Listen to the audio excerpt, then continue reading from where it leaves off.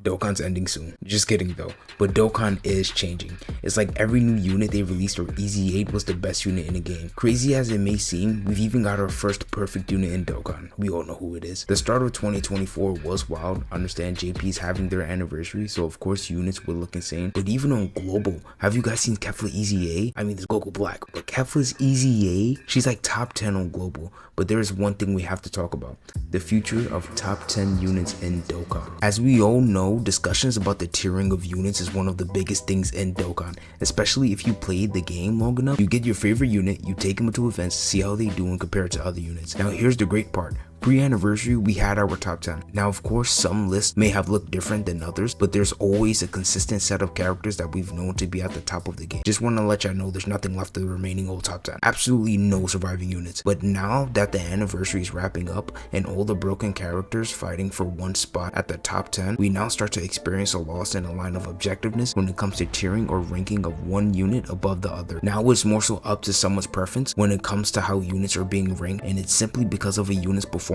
nowadays. Let's cover this topic now to get a better understanding. Now for this main thing, we're going to be using battle performance equals battle effect. Now this right here is very simple but a lot to unpack. What a unit's performance looks like dictates the effect it would have on the battle and decide if you would win or lose a run, and based on the unit's performance we will rank them accordingly. Now I think this is a more accurate way to put how we view units in Dokkan because of its consistency. For example, we prioritize slot 1 units, but this doesn't mean a slot 1 unit will always be above a slot 2 unit, generally within Dokkan. Only in a case where it's like the strongest slot 1 unit will always be better than the strongest slot 2 unit. Yeah, I'll agree to that. Now slot 1 units will have more inherent value than a slot 2 unit, but there are cases in which a unit that cannot go in slot 1 can be ranked higher on a top 10 list simply because of their performance having a greater effect in battle. An example of this would be the 8th year anniversary GT duo being ranked higher than AGL Kai Goku and Trunks and Vegeta. The GT duo's effect on battle was enough for them to be placed above 2 slot 1 units, even though the GT duo are slot 2 units. So now we have post anniversary top 10 units, and this is going to be a disaster. Here's one thing we won't have to worry about though, and it's Gohan. He's literally the perfect unit, but for the rest of the game there's problems. Almost every unit can be argued to be above one another. It's like my team where the end game cards have 99 attributes and all badges, but the only difference between the cards is their height, which can potentially lead to one card being better than the other. Now it's like trying to argue a top 10 filled with beast Gohans, but this would more so apply to the future of Dokkan's top 10. Looking at the game from a fundamental aspect, it's either beat the boss or lose, and now if we have 10 units that can do it to the same degree, at that point you kind of have to argue who could clear a run the fastest, or like who has more categories place one unit above the other. It's going to be pretty weird looking at the tiering of units in the future, with almost every unit being invincible at the end of the fight. Like I would prefer the Gammas over Gogeta, and some people would say otherwise, with slim objective differences, probably like the Gammas having the potential to be a slot 1, but then Gogeta has a target mechanic, which is one of the strongest abilities in the game. Now you start to get an understanding of what I'm saying. We have 2 units that fulfill the fundamentals of the game to the utmost degree, which is beat the boss and don't lose. This would only get more prevalent over time, resulting in us losing objective points in units to give us a reason as to why a unit is higher than one unit, and thus relying on our own preferences more so and slight differences to judge units. But who knows, maybe they release more traditional slot 2s and more traditional slot 1s with up-to-date stats, or maybe even release 10 more beast Gohans. This is probably the future of top 10 units ranking, especially in Dokkan, if this keeps on going in the same direction. Let me know what you guys think about this. Hopefully y'all enjoyed. Stay safe. I'll catch y'all next time.